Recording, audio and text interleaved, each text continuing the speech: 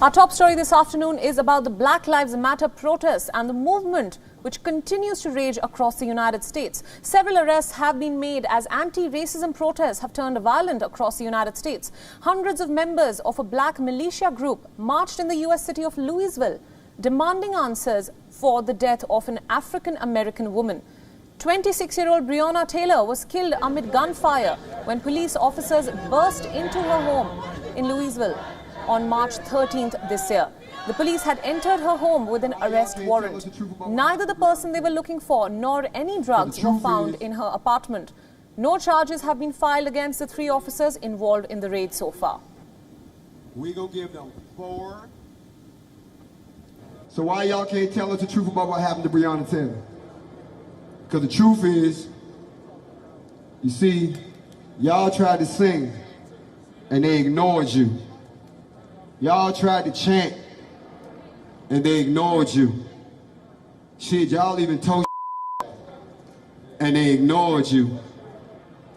But when it got to the world stage, people with guns heard about it. And then we came knocking, and guess what? They ain't lie to us at all. Meanwhile, several arrests were made in Seattle, where protests turned violent. Demonstrators were seen throwing rocks, bottles and fireworks at the police officers.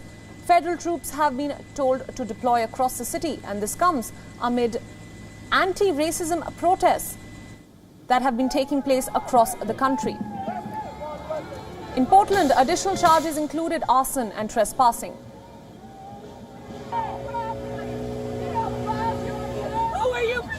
We're now showing you some live visuals coming in from Portland City in the United States, where protests have turned violent, and the police was even seen firing some tear gas at the protesters to disperse the crowds and get them under control.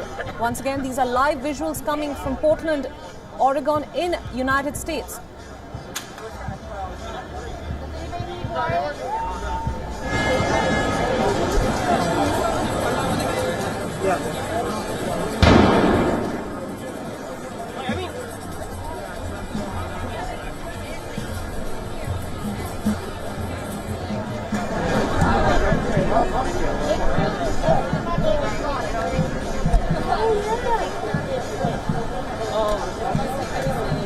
Once again, these are visuals coming in from Portland in the United States, where protests have turned violent.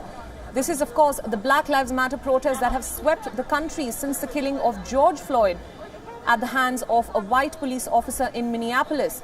Following that incident, protests have swept across the world, in fact, against racism and police brutality.